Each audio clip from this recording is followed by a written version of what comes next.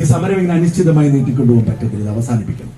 കാരണം കടലിൽ പോയി പണിയെടുത്താൽ മാത്രമേ ഇവിടെയുള്ള എല്ലാവർക്കും ജീവിക്കാൻ പറ്റൂ. അതുകൊണ്ട് ഇത് അവസാനം വരെ ഇങ്ങനെ എന്നത്തേക്കുമായി നീട്ടിക്കോട്ടെ എന്ന് സർക്കാരും രാഷ്ട്രീയക്കാരും ചിന്തിക്കും. അതിന് നിന്നുകൊടുക്കരുത്. അതിനൊരു അന്തിമ പരിഹാരം ഉണ്ടാവും.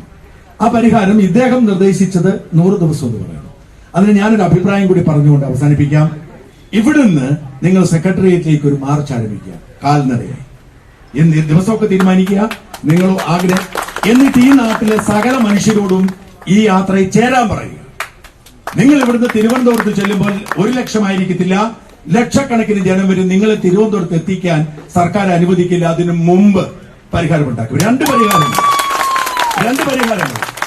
പരിഹാരങ്ങളാണ്. ഒന്നുകിൽ വഖഫ് ബോർഡ് കോടതി ചെന്ന് പറയണം, ഞങ്ങൾ അവകാശം പിൻവലിക്കുന്നു, ഞങ്ങൾക്ക് ഇത് വേണ്ട. പ്രശ്നം തീർന്നു അല്ലേ? വഖഫ് ബോർഡ് സത്യവാങ്മൂലം കൊടുക്കണം കോടതിയിൽ, ഞങ്ങൾക്ക് ഈ ഭൂമിയുടെ മേൽ അവകാശബോധമില്ല, വിട്ടുകളഞ്ഞിരിക്കുന്നു. അല്ലെങ്കിൽ ഇവിടുത്തെ ജനപ്രതിനിധികൾ നമ്മളോട് പിന്തുണയ്ക്കുന്നു എന്ന് പറഞ്ഞ ജനപ്രതിനിധികൾ ഉറക്കെ പറയണം, ഞങ്ങൾ വഖഫ് ഭേദഗതി നിയമത്തെ എതിർക്കില്ല, അനുകൂലിക്കും. ഈ 2 കാര്യങ്ങൾ ചെയ്യുന്ന എന്ന ലക്ഷ്യത്തോടു കൂടി നിങ്ങൾ ഒരു മാർച്ച് ആരംഭിക്കുക. ഈ മാർച്ച് എന്ന് പറയുന്നത് നിങ്ങൾ മാത്രമല്ല, ഇവിടുന്ന് തുടങ്ങുന്നവരല്ല, ഇവിടെ ഇരിക്കുന്നവർ മതി, സമരം ചെയ്യുന്നവർ മതി. നിങ്ങൾ തിരുവനന്തപുരത്ത് ചെല്ലുന്നതിന് മുൻപ് ഇതിന് പരിഹാരം ഉണ്ടാവും. കാരണം ഈ നാട്ടിലെ സകല മനുഷ്യരും നിങ്ങളുടെ കൂടെ കൂടും. സർക്കാരിന് പരിഹാരം ഉണ്ടാക്കിയാൽ മതിയാവൂ. 50 ലക്ഷം 1 കോടിയോ ജനങ്ങൾ സെക്രട്ടറിയേറ്റിലേക്ക് മാർച്ച് ചെയ്യുന്ന കാലമുണ്ടാവും. ഞാനുണ്ടാവും നിങ്ങളോടൊപ്പം മുമ്പിൽ നിൽക്കാൻ.